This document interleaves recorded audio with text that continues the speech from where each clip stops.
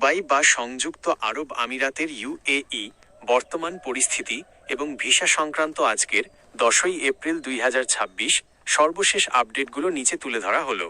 সাম্প্রতিক কিছু গুরুত্বপূর্ণ পরিবর্তনের কারণে প্রবাসীদের জন্য এই মাসটি বেশ তাৎপর্যপূর্ণ। রেসিডেন্সি ভিসার গ্রেস পিরিয়ড শেষ, 1 এপ্রিল থেকে কার্যকর। সংযুক্ত আরব আমিরাত সরকার গত 1 এপ্রিল থেকে রেসিডেন্সি ভিসার ক্ষেত্রে স্বাভাবিক নিয়ম কঠোরভাবে ফিরিয়ে এনেছে।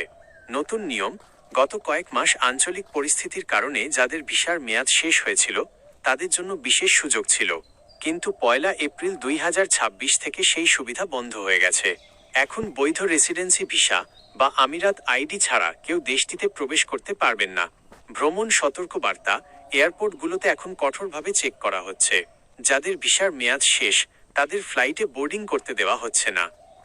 2. ভিজিট ভিসা ও কাজের সুযোগ। বাংলাদেশিদের জন্য দুবাইয়ের ভিজিট ভিসা 30 ও 60 দিন বর্তমানে চালু আছে। তবে ভিজিট ভিসায় গিয়ে কাজ করার ব্যাপারে দুবাই কর্তৃপক্ষ নতুন করে সতর্কবার্তা দিয়েছে। অবৈধ কাজ নিষিদ্ধ। ভিজিট ভিসায় গিয়ে কাজ করা বা এমপ্লয়মেন্ট ভিসা ছাড়া চাকরিতে যোগ দেওয়া এখন বড় অপরাধ। এর জন্য 50,000 দিরহাম পর্যন্ত জরিমানা এবং স্থায়ী নিষেধাজ্ঞার বান ঝুঁকি রয়েছে। ভার্চুয়াল ওয়ার্ক ভিসা: যারা বিদেশ থেকে রিমোট কাজ করতে চান তাদের জন্য এখন 1 বছরের বিশেষ ভার্চুয়াল ওয়ার্ক ভিসা সহজ করা হয়েছে। 3. শ্রম আইন ও বেতন সুরক্ষা WPS। 2026 সালের নতুন শ্রম আইন অনুযায়ী বেশ কিছু পরিবর্তন এসেছে। বেতন পরিশোধ: কোম্পানিগুলো যদি নির্ধারিত সময়ে 17 দিনের বেশি বেতন দিতে দেরি করে তবে তাদের নতুন ওয়ার্ক পারমিট ব্লক করে দেওয়া হচ্ছে এবং বড় অঙ্কের জরিমানা করা হচ্ছে। চুক্তির মেয়াদ: এখন সব বেসরকারি প্রতিষ্ঠানের চুক্তি হতে হবে ফিক্সড টার্ম বা নির্দিষ্ট মেয়াদি, সর্বোচ্চ 3 বছর। পুরনো আনলিমিটেড কন্ট্রাক্ট আর কার্যকর নেই। 4. যাতায়াত ও দৈনন্দিন খরচ। জ্বালানি তেলের দাম বৃদ্ধি: এপ্রিল মাসে আমিরাতে পেট্রোল ও ডিজেলের দাম উল্লেখযোগ্যভাবে বেড়েছে। সুপার 98 পেট্রোলের দাম লিটার প্রতি প্রায় 3.39 দিরহামে দাঁড়িয়েছে।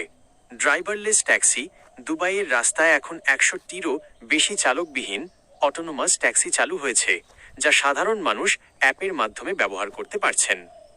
5. প্রবাসীদের জন্য বিশেষ পরামর্শ।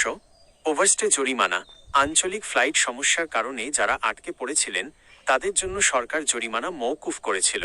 তবে বর্তমানে নিয়ম স্বাভাবিক হওয়ায় ভিসার মেয়াদ শেষ হওয়ার আগেই রিনিউ বা দেশ ত্যাগ করা জরুরি। ব্যাংকিং নিরাপত্তা: নতুন ওটিপি এবং অ্যাপ ভিত্তিক সিকিউরিটি সিস্টেম এখন বাধ্যতামূলক করা হয়েছে। আপনার ব্যাংক অ্যাকাউন্টের নিরাপত্তা নিশ্চিত করতে সংশ্লিষ্ট অ্যাপ আপডেট রাখুন। এক কথায়, দুবাই এখন দক্ষ কর্মী এবং পর্যটকদের জন্য অত্যন্ত ইতিবাচক, তবে অবৈধভাবে থাকা বা কাজ করার বিষয়ে আগের চেয়ে অনেক বেশি কঠোর।